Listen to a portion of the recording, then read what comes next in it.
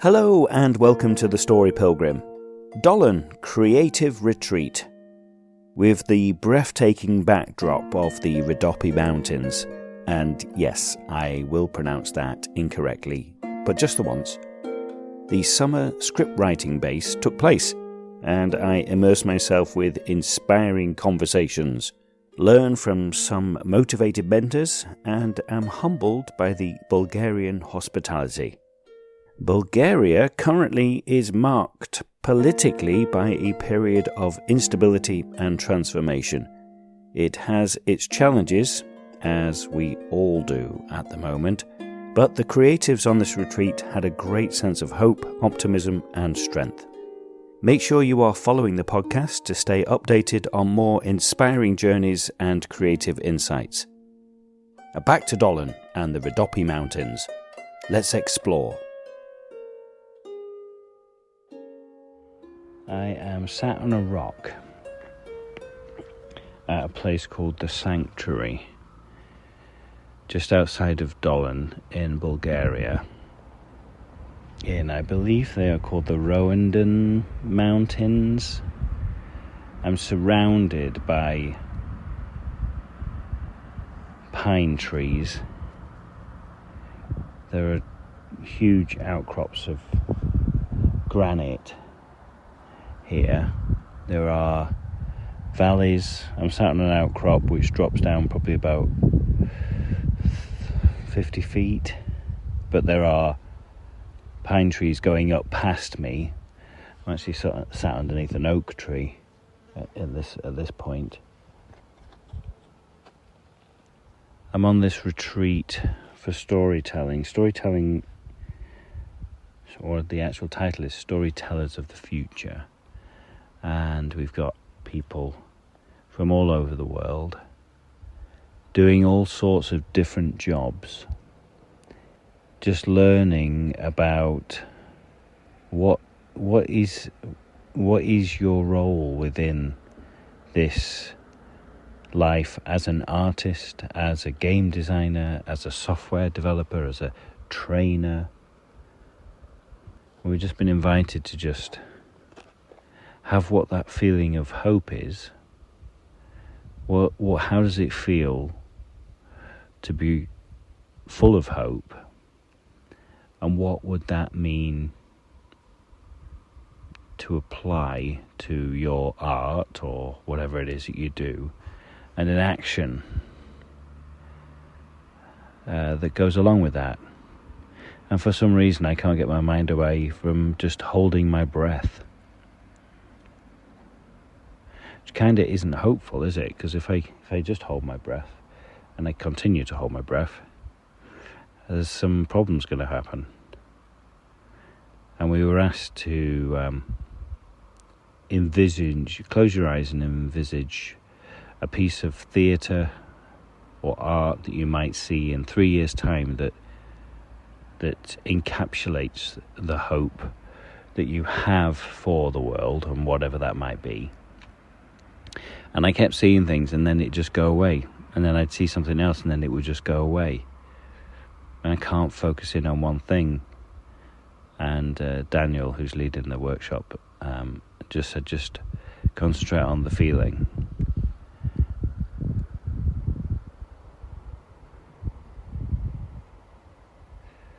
It's a really cool place to be able to do that. And I constantly talk about in my podcasts about nature and that connection to nature and the connection to myself, and how much hope you do get from being in an environment like this. But as I do that, it's like, I guess the holding of the breath is probably me wanting to hold on to this moment. But also I again start thinking, why do you have to come to Bulgaria and sit in the middle of a pine forest for that? The mornings here in Dolen are, well, the majority that I have experienced are extremely crisp, fresh, clear,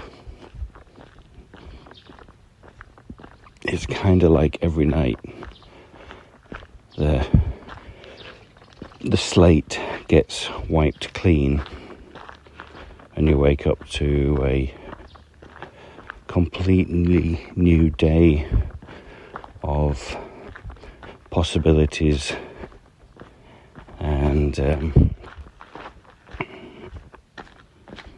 realms is the word that I want to use. I know that's the same anywhere, but it's obviously for me the moment that I'm in with regards to this learning experience. It's also somewhere new.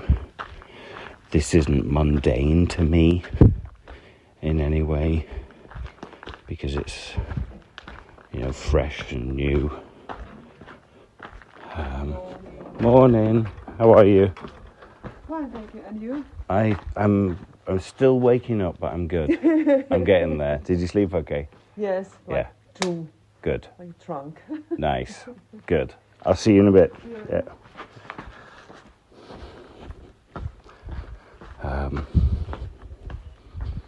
That was Maria from Finland. She's a theatre director and teacher. She's absolutely lovely. She's been here several times. But yeah, it just, that sense of place and environment, and some people prefer to just keep it the same, stay in the same place, stay in the same environment, and don't mix it up. I'm afraid I do like to mix it up, but that's just my own sensibilities. We are digging down deep, quickly and rightly so. Dolen has a mystical, timeless sense to it.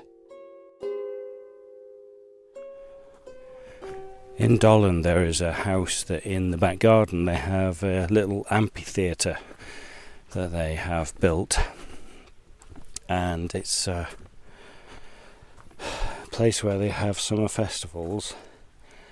The guy that owns that house is a musician, and we've walked out and there's another little stage, but it's very elfish in its way. It looks like it's made out of wood and has very curves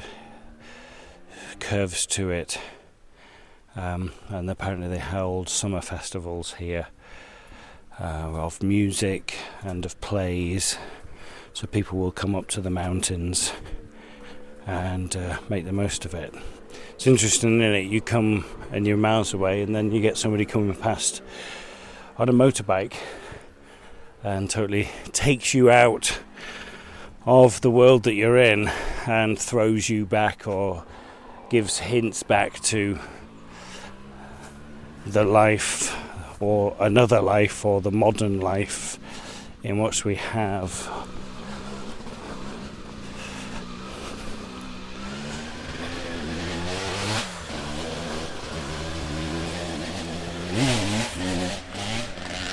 And that's somebody just out for fun. As we crossed the stream there was hundreds of tiny little blue butterflies just flittering across the surface and across the very luscious plants that were right by the stream. It's a sight that I've very rarely seen in my lifetime. It's just a delight to sit and watch in a way of peacefulness, but also by them fluttering around. There's hundreds of them, kind of chaotic as well in a way, and they move so fast. As well as another one, was one individual one, a much bigger black and white butterfly there is just resting on the thorns next to me. And what is their perspective? Very much different time that they have. I mean, they don't think like that though, do they? Wouldn't it be wonderful if we didn't have that, all these thoughts and desires that we have, and it's simply, you are a creation, you're part of the environment, and you eat, you reproduce, and then you move on. Can we live our lives like that?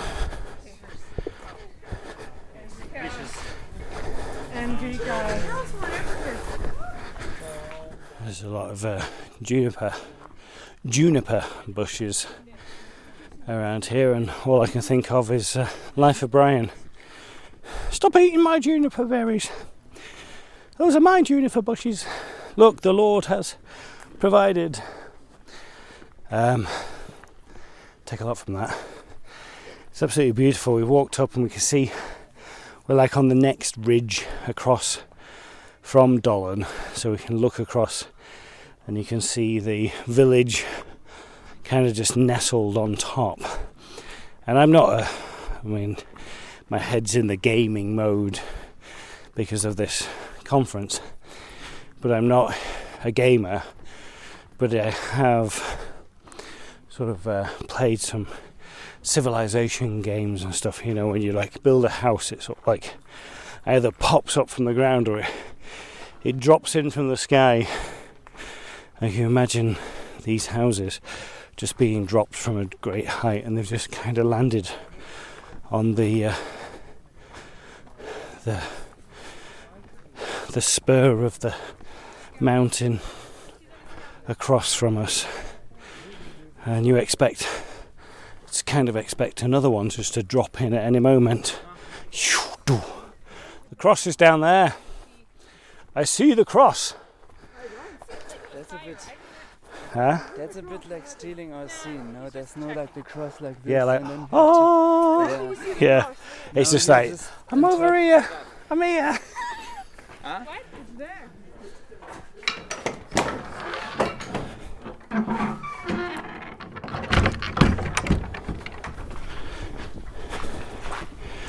Just got back from our little walk to the cross and back.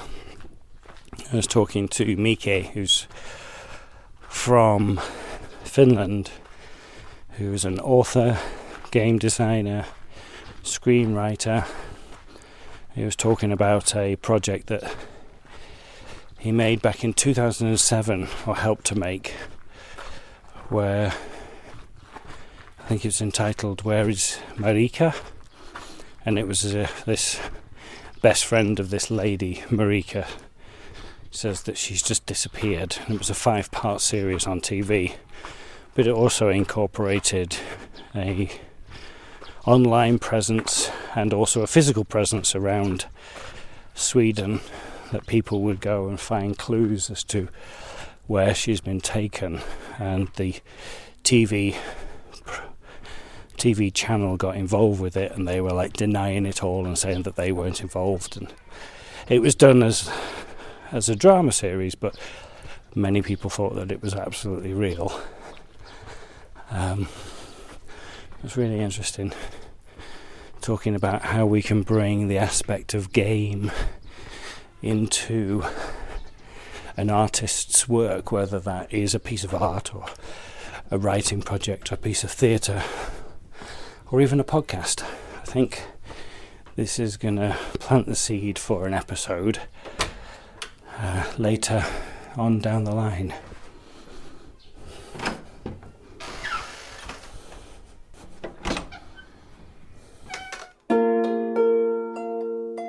Butterflies, juniper bushes, conifers, and elfish stages. We really were being treated, inspired by nature and the mentors such as Mike. One of my fellow storytellers is Adam from Wales, but now lives in Nice, France. We went for a walk. Yeah, I did. It was I mean, this whole trip, being out in such a rural place, like Christian was saying, it's a connection to my childhood. Yeah. It's been a bit of a soothing balm for the soul I didn't know I needed. Okay, nice. Yeah. But, I've gone back to the countryside for a weekend at a time or visiting family, but that makes demands on your time. Yeah. But here has been very immersed in Yeah. it. It's like the sheer amount of insects, that slight good sense of isolation, Mm-hmm. and that was particularly felt at that sanctuary, because one of the things that always helps center me, makes me feel good for whatever reason, is being up somewhere high. Okay. Yeah. Why do you think that is?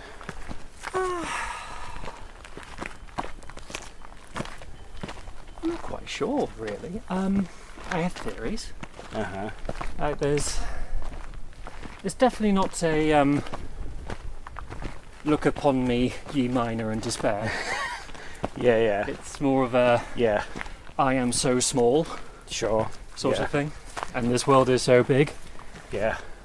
And the effect isn't really exaggerated or diminished if I have company.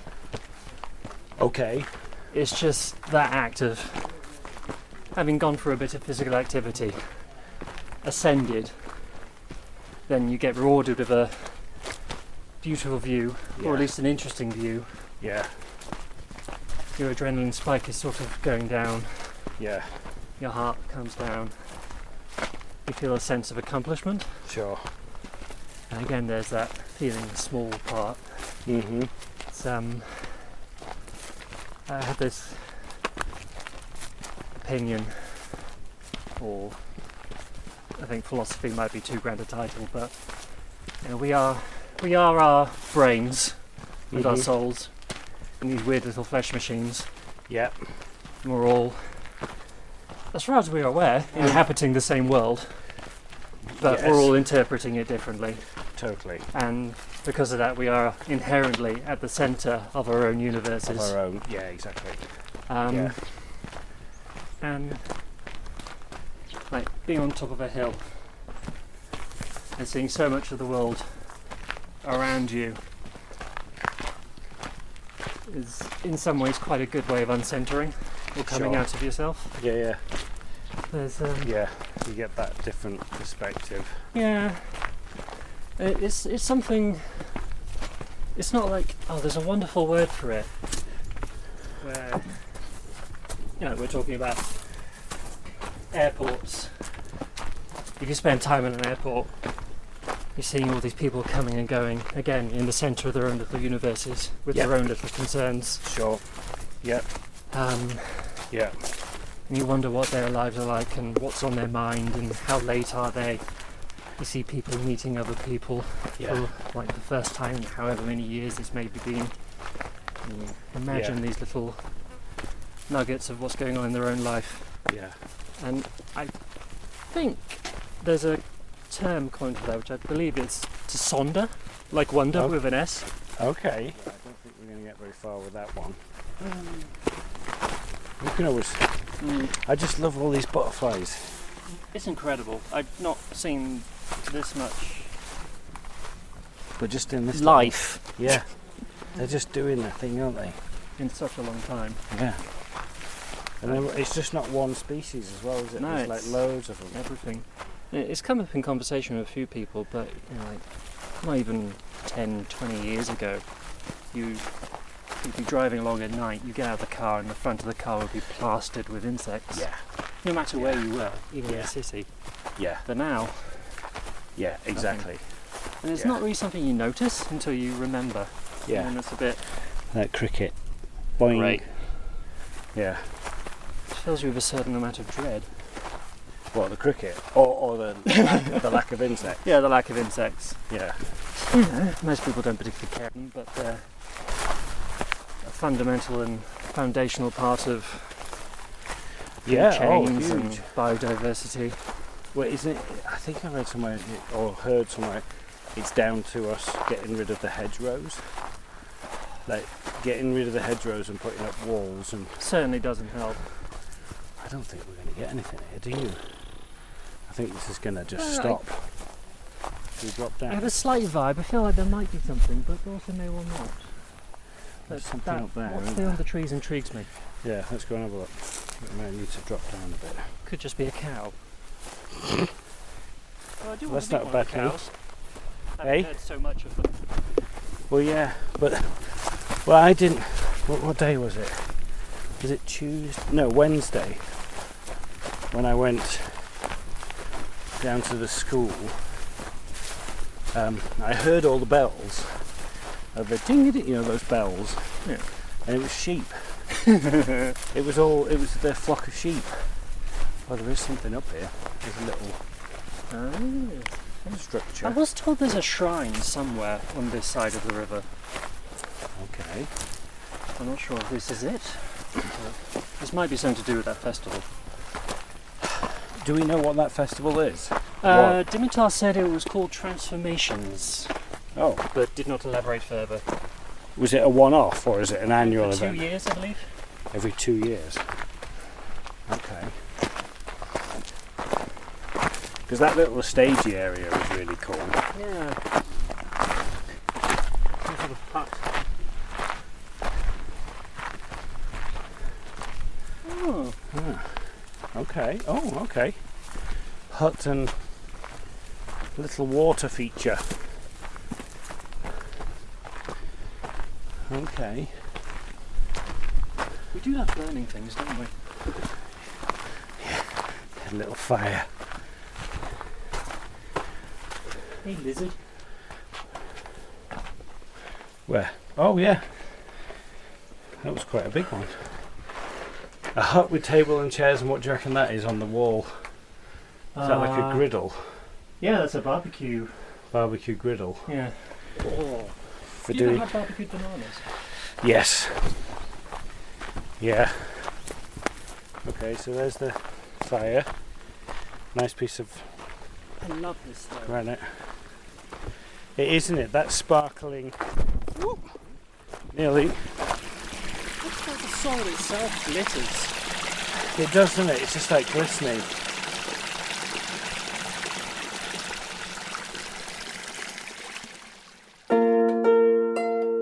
That water was extremely clear and very cold. Didn't know where we were heading, whether we were actually on a path or not.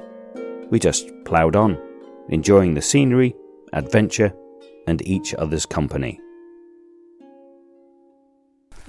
That's something that always makes my soul a bit happier when I go back, is seeing that lush, hyper-aggressive green Yeah, of Wales. yeah.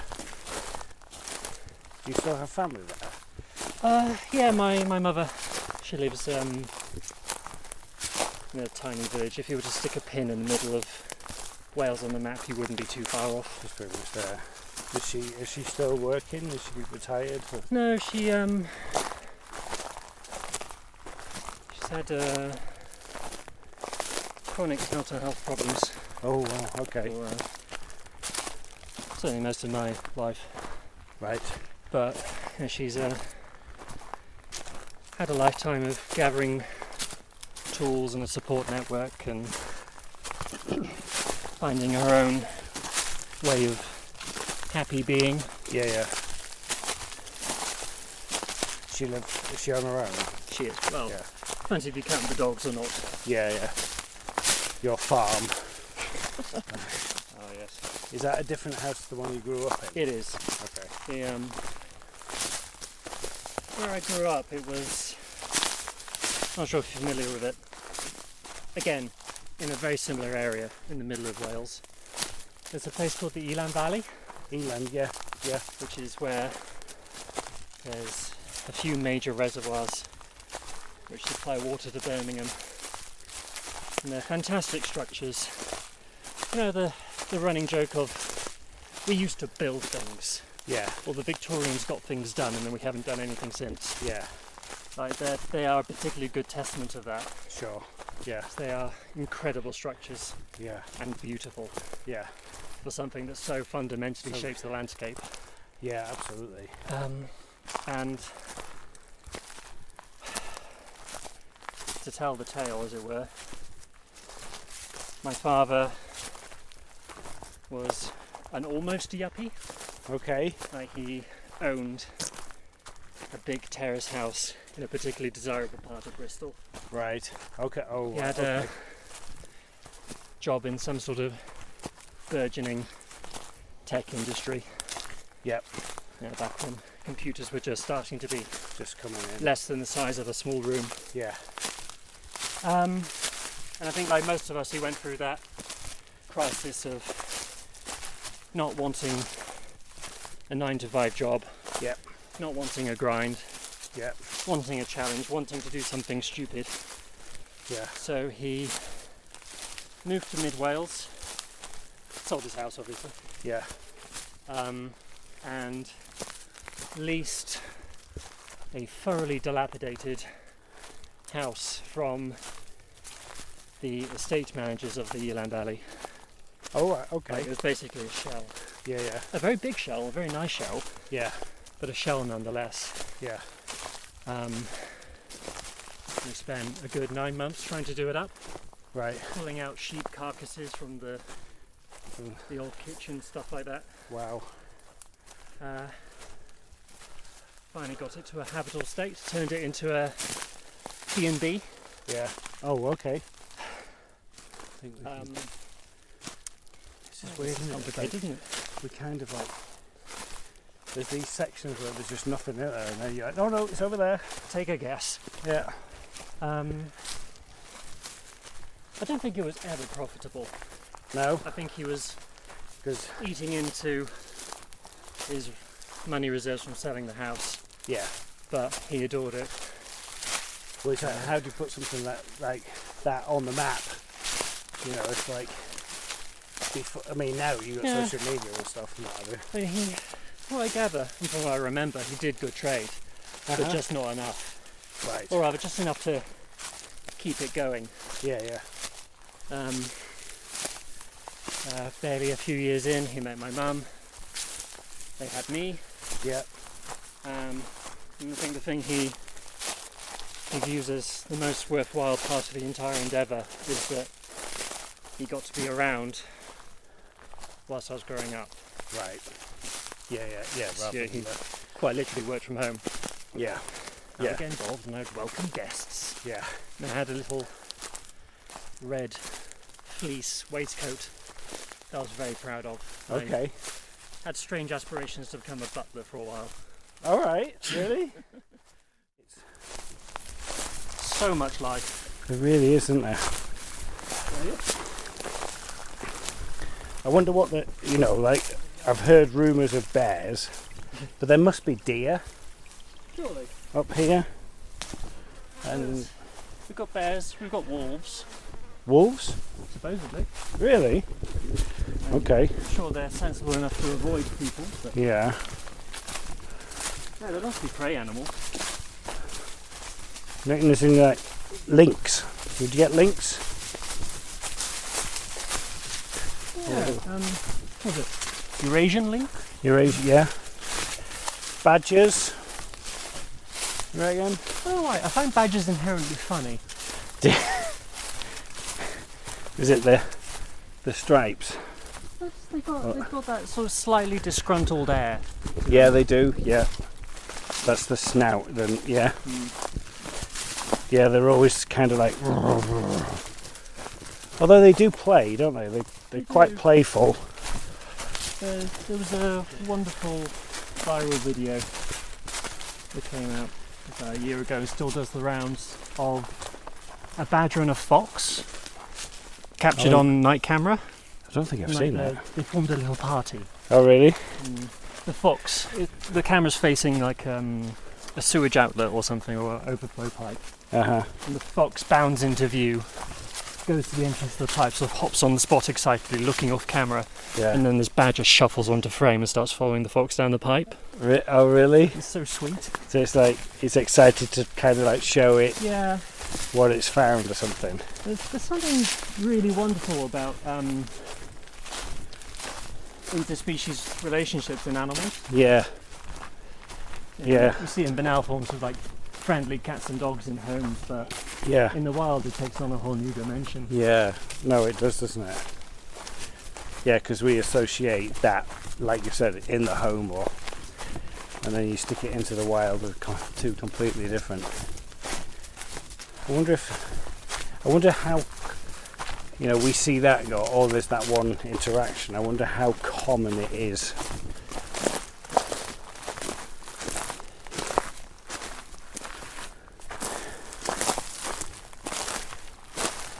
Why did we leave this to the last day? That's what you do, isn't it? Yeah. I feel like Okay. I'm not Yeah. sure if it's people in general or certain personality types, but you need deadlines. Yeah. Yeah, exactly. It forces you to either do or do not. Yeah.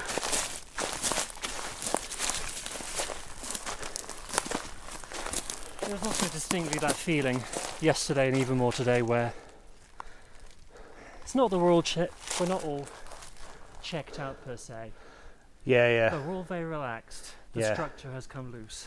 Yeah, exactly. Yeah. And it was also nice not getting frustrated with that. Yeah. 'Cause in the past I could be like, oh, come on. And there wasn't a little element of that. But the majority is like, okay, if that's what we're doing, that's what we're doing. Like on Monday or Tuesday. No, it started earlier, didn't it? Sunday or Monday. Yeah, yeah. I would have been so mortified and Yeah. ashamed Yeah. if I'd overslept by an hour and a half Yeah, yeah. for a Yeah. workshop. But then, Like to the point where I'm sure there's a word for that particular neurological response, but say like there's an email you've been meaning to reply to yeah, and you haven't, and you have it, yeah. and then it becomes a beating heart in the wall, Yes. and you keep putting off and putting off and putting off, and then you just can't face it anymore. Yeah. Right, to the point of not coming to the workshop at all. Yeah, exactly. They're like, oh.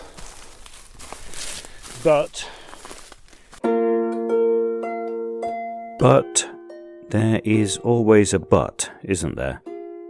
I enjoyed Adam's description of a badger having a slightly disgruntled air. The week we were experiencing really did defy time. We covered so many topics, and we were on our way back when... and then I it, remember like various trips to Snowdonia with my dad. We'd pull up on a lay-by or something for a refresher, and I'd zip up the nearest ski slope yeah, like a goat. and then And they wouldn't. oh, you okay? Yeah. Yeah. And they wouldn't notice. Yeah. Oh, look at that! Look at that one go. Ah. That's. Is it going to stop? It will. At some point, we get back and Dolen is Still going. destroyed. Where's Dolen gone? Well, this rock just came out of nowhere. Yeah. Disappear up in like a goat. Yeah, They yeah. wouldn't notice because I wouldn't have the presence of mind to tell them. Tell him. And then Come flying suddenly down it. hear them screaming my name.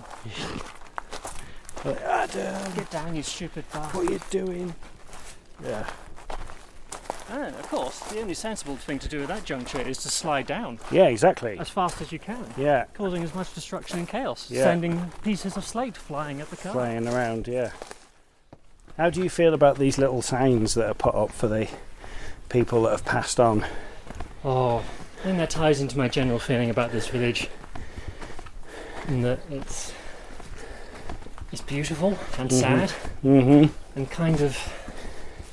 The word I keep reaching for is hollow. Yeah. I don't mean it in, No, not you in hear this. hollow and you think of someone who just doesn't feel anything. Yeah. But it is literally hollowed out. Yes. So many Yeah, of the exactly. buildings are shells. The meat's been taken away, kind of thing. And that's partly the physical nature of it, and Yeah. partly the population. Yeah. Yeah, exactly. Um, It has, hasn't it? That's a very good word to use. There's come a conversation. There are other villages like this with similar architecture, and they are architectural preserves, Yeah. like here. But they have managed to capitalise on it Mm-hmm. and create a degree of industry around it. But here, They've not. They've not, have they? But then, if they had, would we be here? Would we have this Exactly. pretty free space to do what we're doing? Exactly. Would there be this art collective here? And I begin to understand that a lot of the residents are involved in the art scene, which is sort of why this event happens here. Yeah. No, that's a very valid point. Just trying to think where we are now. We kind of went in that area, didn't we? We went up there. that valley. Yeah. Okay. Thank you, Adam. Thank you, Summer Scriptwriting Base. Thank you, Dolen and the stunning Rhodopi Mountains. I'm struck by how this village, with its quiet charm, became a fertile ground for reflection and creativity. This week of immersion in storytelling for the future allowed me to learn from diverse voices and disciplines, proving that inspiration often comes from unexpected places. Engaging with passionate individuals outside my usual field enriched my perspective, demonstrating that the intersection of different arts and ideas can profoundly shape and inspire our own work. Dolen's tranquil emptiness has left me with a renewed sense of possibility and a deeper appreciation for the creative process. The Story Pilgrim was written, walked, talked, directed, recorded, produced by me, Darren Hill. Anya Backer provided the amazing music on Sean the Harp. For more information on Anya and myself, search The Story Pilgrim on all of your socials, and please make sure you are following this podcast. Until the next time, keep listening, and buen camino.